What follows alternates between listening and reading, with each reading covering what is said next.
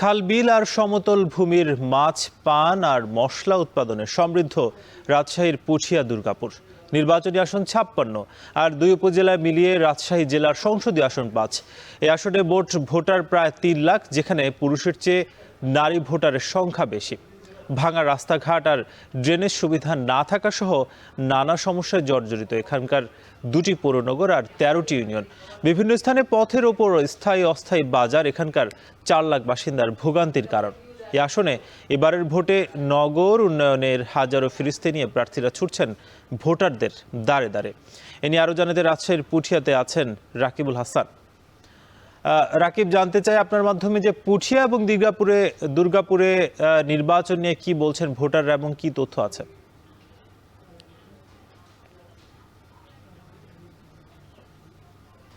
সাকিব, আসলে কৃষি নির্ভর এই দুটি উপজেলা পুঠিয়া এবং দুর্গাপুর, এবং এখানে কিন্তু একেবারে জিআই পণ্য পান যেটি আসলে উৎপাদন হয়, এবং একই সাথে যে কৃষির অন্যান্য যে ফসলগুলো রয়েছে সেখানে কিন্তু খুব ভালো উৎপাদন হয়। এবং আপনাকে বলে রাখি যে পুরো জেলার একটা হাট বাজারের কিন্তু একটি উপজেলা আপনি বলতে পারেন রাজশাহীর পুঠিয়াকে। এবং এখানে আমরা দেখেছি বানেশ্বর হাট, ঝলমলিয়া হাট এবং যে কলা এবং অন্যান্য ফল ফসলের হাট বসে থাকে, এবং আমের একটি বড় হাট এখানে থাকে। অর্থাৎ পুরো অঞ্চল জুড়ে কিন্তু আসলে কৃষিভিত্তিক একটি অবস্থা এখানে তৈরি হচ্ছে, এবং কৃষিভিত্তিক অর্থনীতির উপরেই নির্ভরশীল এই দুটি উপজেলা। এবং এই দুটি উপজেলার মানুষের সবচেয়ে বেশি যে ভোগান্তি সেটি হচ্ছে হাট বাজার এলাকাগুলো নিয়ে।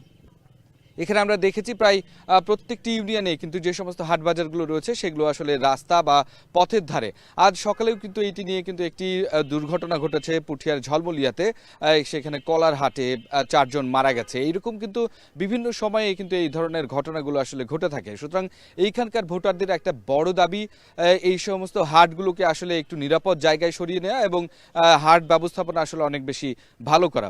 ভোটাররা সেটি আসলে চাচ্ছেন আগামীতে যারা আসবেন তারা যেন এই বিষয়টিকে আসলে গুরুত্ব দেয়। এবং একই সাথে এখানে প্রায় 3 লাখেরও বেশি যে ভোটার রয়েছে তার মধ্যে অধিকাংশ কিন্তু নারী। সুতরাং নারীদের কর্মসংস্থান এবং একই সাথে কাজের সুযোগ করে দেওয়া একটি বড় চ্যালেঞ্জ হবে এবারের আসলে প্রার্থীদের। এবং এখানে যে 5 জন মতো আসলে যারা প্রার্থী হয়েছেন ভোটের দৌড়ে এখন পর্যন্ত মনোনয়ন দাখিল করেছেন, এবং তারা কিন্তু এখনও কিন্তু আমরা দেখছি যে হচ্ছে তারা কিন্তু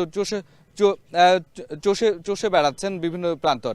এবং তারা বলছেন যে আসলে সাধারণ মানুষের এই যে পৌরসভা রয়েছে 2টি এবং যে ইউনিয়নগুলো রয়েছে সেগুলোর পথঘাট এবং ড্রেনেজ ব্যবস্থা এবং নাগরিকের যে সুবিধা সেটি আসলে বাড়াতে চায় এবারের প্রার্থীরা। সেই ইস্তেহার নিয়েই ছুটছেন।